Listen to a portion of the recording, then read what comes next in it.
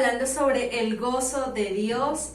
Vamos a continuar viendo este hermoso estudio para poder traer el gozo del Señor dentro de nuestro corazón, para que el gozo del Señor permanezca en nosotros. Hoy vamos a seguir viendo como punto número 1 que el tema principal que el apóstol Pablo nos ha enseñado en las cartas es acerca del gozo, porque más o menos aproximadamente lo que es la palabra gozo o también como sus sinónimos, sus parecidos se repiten aproximadamente 12 veces en la carta. Pero muchas de las veces pensamos que vemos tanto sufrimiento en la carta del apóstol Pablo que pensamos que va a hablar de tristeza, de cosas fuertes o negativas, pero todo lo contrario. El apóstol Pablo nos habla acerca del gozo, nos da una enseñanza hermosa para cada uno de nosotros. Su palabra, la palabra del Señor dice en Filipenses 3:1: por los demás, hermanos, gozaos en el Señor. A mí no me es molesto el escribiros las mismas cosas y para vosotros es seguro. En el siguiente capítulo y en el verso 4 nos dice: regocijaos en el Señor siempre. Otra vez digo, regocijaos. Porque ¿qué es lo que produce el gozo en el apóstol y también en nosotros? Es nuestro Señor Jesucristo que lo produce. Es el Señor Jesucristo que pone en nosotros ese gozo. Un gozo que no se apaga, un gozo que no es temporal, sino es un gozo continuo, un gozo permanente. Ahora, como siguiente punto, el gozo de conocer a Jesucristo era superior que cualquier cosa, adversidad, tribulaciones que el apóstol pudiera estar pasando. La palabra nos enseña en Filipenses capítulo 3, verso 8: y ciertamente aún estimo todas las cosas como pérdida por la excelencia del conocimiento de Cristo Jesús, mi Señor, por amor del cual lo he perdido todo y lo tengo por basura para ganar a Cristo. Ahora, como punto número 2, nosotros debemos de perseverar en el Señor aún en el sufrimiento. Y creo que esto suena un poco difícil, quizás un poco complicado, que yo te pueda decir. Debemos de perseverar aún en el sufrimiento. Pero la palabra del Señor nos enseña en Filipenses del versículo 12 al versículo 13, nos dice: quiero que sepáis, hermanos, que las cosas que me han sucedido han redundado más bien para el progreso del Evangelio, de tal manera que mis prisiones se han hecho patentes en Cristo en todo el pretorio y a todos los demás. Aquí el apóstol Pablo nos estaba hablando acerca de que él en ese momento estaba en la prisión y había estado otra vez en varias ocasiones en la prisión, pero había hecho que la gente se fortaleciera para poder llevar el evangelio con más ímpetu, con más fuerza. Lo que quiere decir que debemos de perseverar aún en el sufrimiento, porque Dios obra para el bien de los que le aman, y eso obró para bien, para que el evangelio se llevara con mayor fuerza. Es muy importante, como punto número 3, la unidad en Cristo, porque el gozo de Cristo, la perseverancia, tiene que estar en una unidad, porque la iglesia es un cuerpo, la iglesia es uno solo. Si a un miembro del cuerpo le duele algo, los demás miembros del cuerpo también se van a estremecer.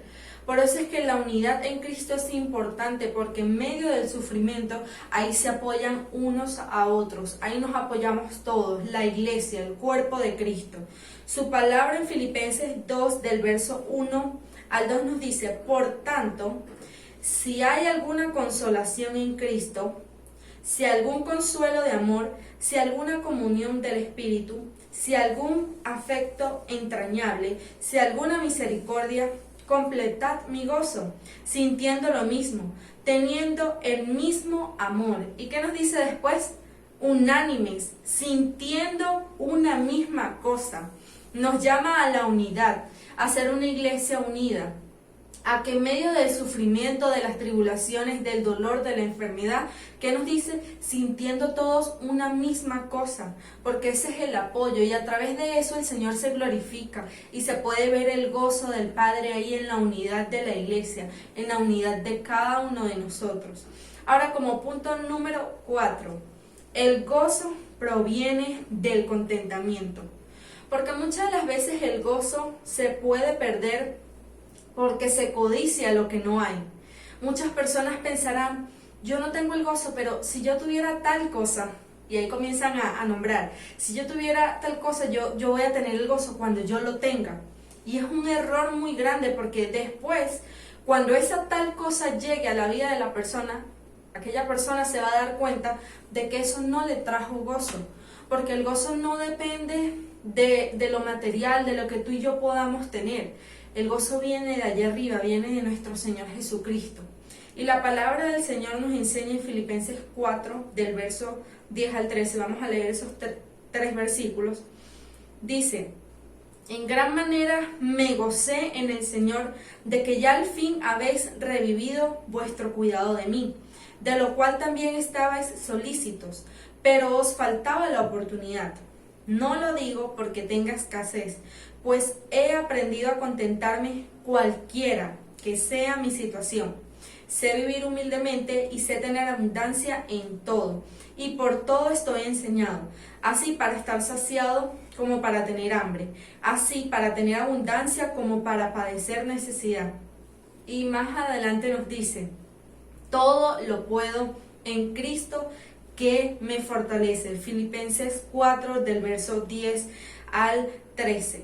Y aquí podemos ver que Pablo había encontrado, como quien diría, el secreto para tener el gozo, que sé vivir en cualquiera que sea mi situación, porque muchas personas, como lo mencionaba, son infelices, creyendo que si van a obtener, codiciando lo que no tienen, que si van a obtener esto o tal cosa, su felicidad va a llegar.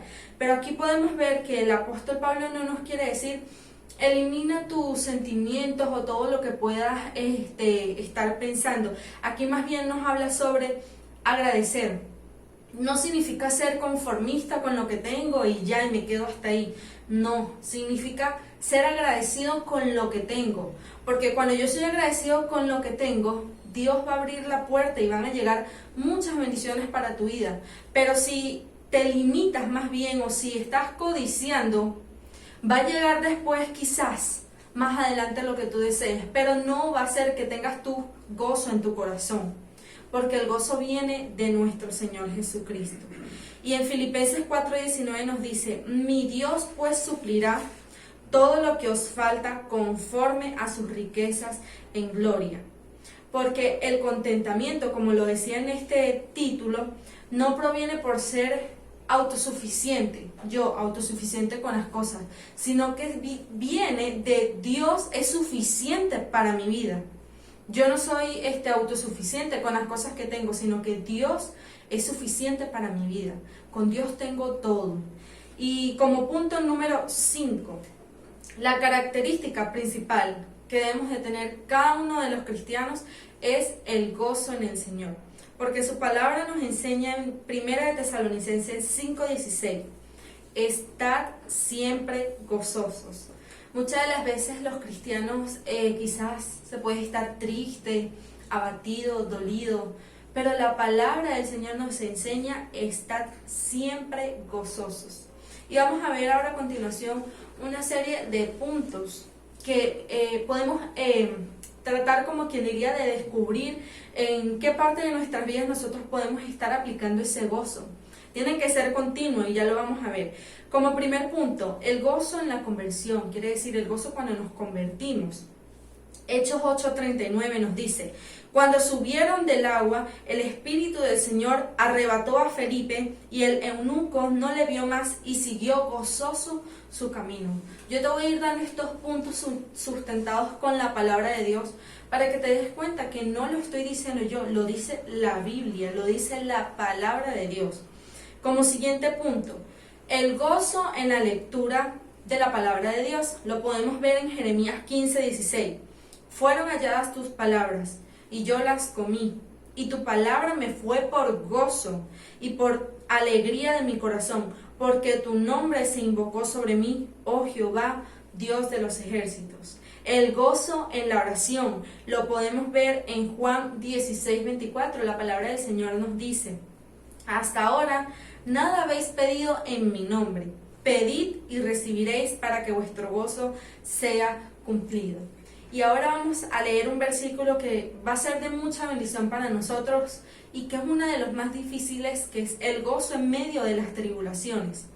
La palabra del Señor nos enseña en Santiago capítulo 1 del verso 2 al 4 nos dice: Hermanos míos, tened por sumo gozo cuando os halléis en diversas pruebas. La palabra de Dios claramente nos está hablando directo, que tengamos gozo cuando estemos en las pruebas.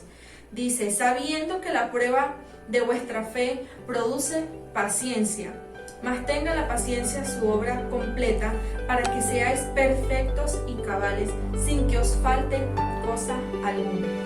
También nosotros hemos de tener un gozo en medio del servicio, cuando nosotros le servimos a Dios, cuando estamos ahí para su obra,